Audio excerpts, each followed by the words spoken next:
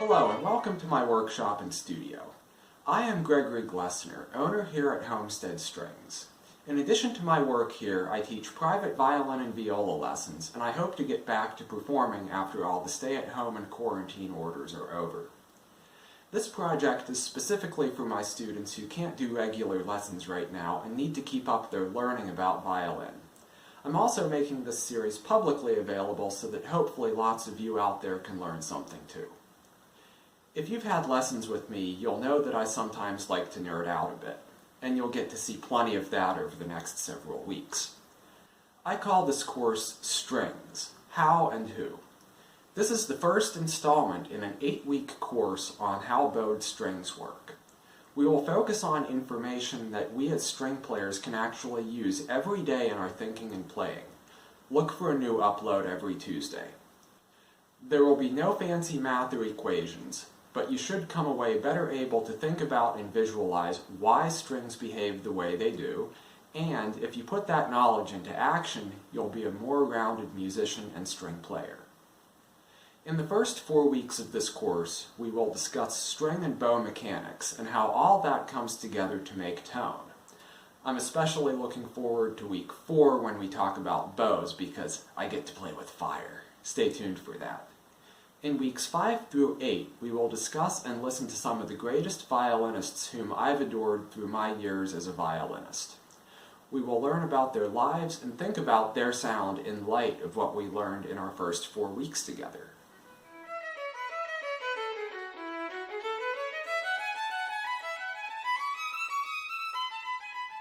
When we imagine a string vibrating, we probably visualize a nice, smooth back and forth motion along the whole length of the string. But let's take a look at a slow-mo of what the vibration actually looks like.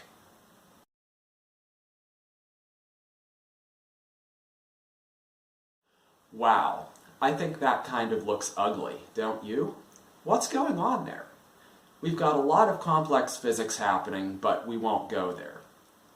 This is called a Helmholtz vibration, named in honor of Hermann von Helmholtz, who first observed this phenomenon. You can see the bend called a Helmholtz corner in the string moving back and forth, and that corner hitting the ends of the string is what creates string sound. Here's another animation.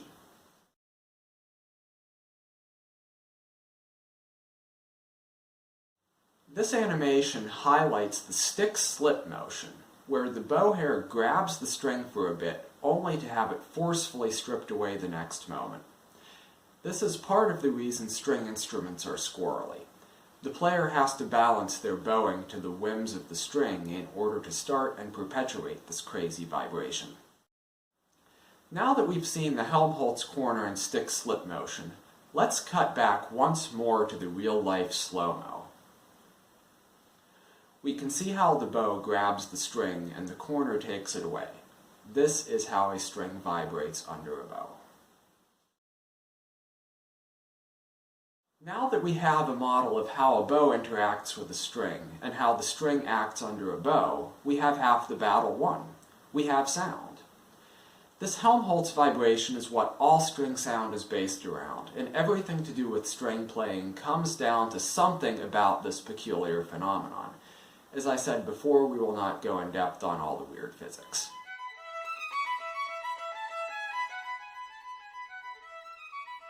Now for us string players, here comes another hard part.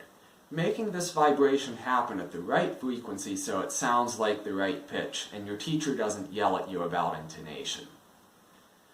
The first thing that determines pitch is length. Strings can be long or they can be short. We change the string length with our fingers all the time when we play. It's how we get different notes.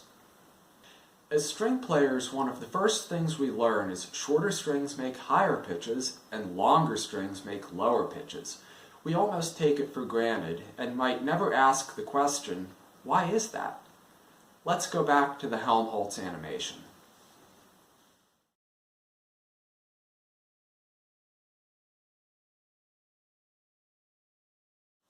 Each time the Helmholtz corner hits the bridge, it makes a wave in the instrument's body.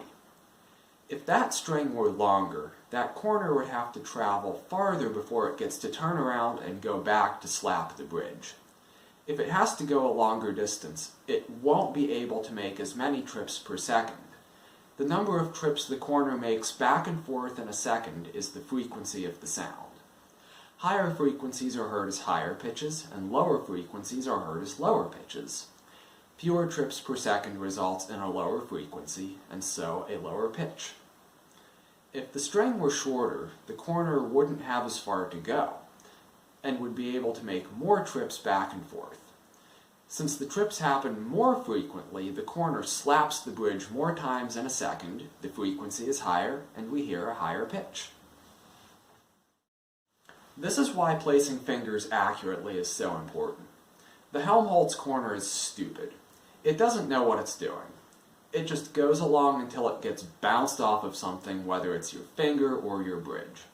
With the position of your finger, you get to tell it when to go back and make its return trip.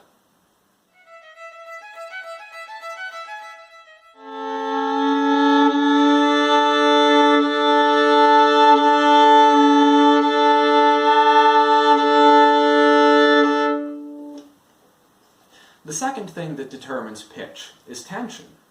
We change this when we tune our instruments.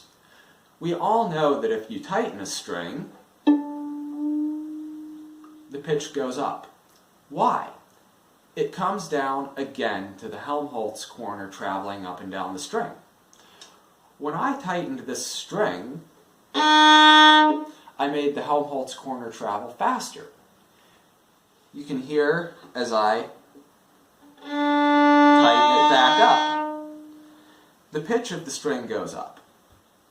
You can think of a looser string as lazier. Lazy strings just don't move as fast. A tighter string is more anxious and it moves faster. If the corner moves faster over the string's length, it can make more trips back and forth per second, slapping the bridge more frequently, resulting in a higher frequency and so a higher pitch. The third thing that determines pitch is cross-sectional mass, which you can't change without replacing the string. It sounds like a scary term, but it's not that hard to visualize. If I cut this dowel rod, as I did before, I can see the end, or a cross-section of it. Same thing if I look at the end of a pencil. I can see the lead and the wood casing around it. That is the cross-section. Cross-sectional mass is basically how much a very thin sliver of something weighs. If I made a little sliver of this wood dowel and made a sliver from a steel rod the same size, the steel sliver would weigh a lot more than the wood one. And so I would say the steel rod has a higher cross-sectional mass. Let's transition to another world. Well, that didn't quite work as I expected it to. I'm still in my shop. I wanted to hop into a string with you guys, but I guess we had technical difficulties with that. But let's look at a cross-section of a string. Stay tuned for week 3 when we get to see how strings are built. In a string, we can see that there are some different layers. We have the core, which is usually a lot of different strands of something, whether it's steel or nylon fibers. Then we have an inner wrapping and an outer wrapping. So this is what a cross-section of a string looks like.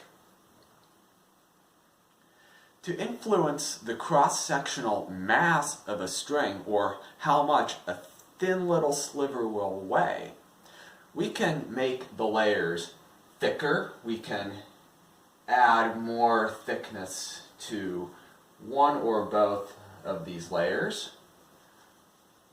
We could make them thinner. We can use heavier materials, or lighter materials. So if I make the cross-sectional mass lighter somehow by using lighter materials or making the overall diameter smaller, the pitch of that string will go up. If I make it heavier by either thickening something or using a heavier metal, I can make the pitch go down. Let's get out of here because this world wasn't all it was cracked up to be. Since heavier things are harder to move, a heavier string will have a slower moving Helmholtz corner. A lighter, more easily moved string will have a faster moving Helmholtz corner. As we already discussed in regards to tension, a faster moving corner makes more trips back and forth than a slower moving one and makes a higher pitch. To summarize the factors that go into pitch, string players need to know that when length goes up, when the string gets longer, pitch goes down. When tension goes up, pitch goes up. And when mass goes up, when the string gets heavier, pitch goes down.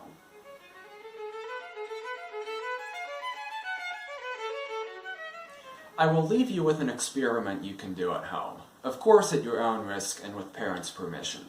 By doing this, you can't sue me, even for your neighbors thinking you're going nuts with all the social distancing. Go outside. Set 2 markers about 10 feet apart. Walk from one to the other. You are like a Helmholtz corner traveling along a string. Do that a few times. Now, set them 20 feet apart. This would be like a longer string. Your trips will take longer, and you can't make as many. This is a lower frequency and thus a lower pitch. Now, somebody tells you you have to make a ridiculous number of trips along this 20-foot string in a short amount of time. Of course you'll feel the tension as you run back and forth, but you'll be making more frequent trips, and the pitch of your string will be higher. When you're done with that, pick up a bulkier awkward object and try to make as many trips as you can along the string. You'll be slower and look kind of funny because you're moving more stuff. This is like a heavier string lowering the pitch.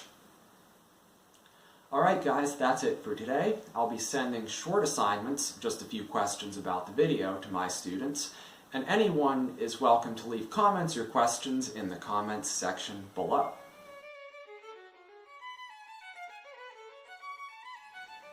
This is a tough time for everyone. I know some of you watching right now might be separated from your family, friends, and even a sense of normal. To my students, I didn't know that when we parted ways before spring break, it would be the last time for a while, possibly ever, that I would get to see you in person. A lot of what we have known just vaporized. In the face of this, we have 2 choices. Just be sad and give up, or we can fight through this. We have opportunities to improve and maybe even reinvent ourselves. That's an exciting prospect. Taking those opportunities is the best way we can fight through. We can't control what goes on around us, but we can control our response. And if we come out better people, then we have won our own battles. Take this opportunity to make yourself better. Thank you for watching, and I'll see you next Tuesday.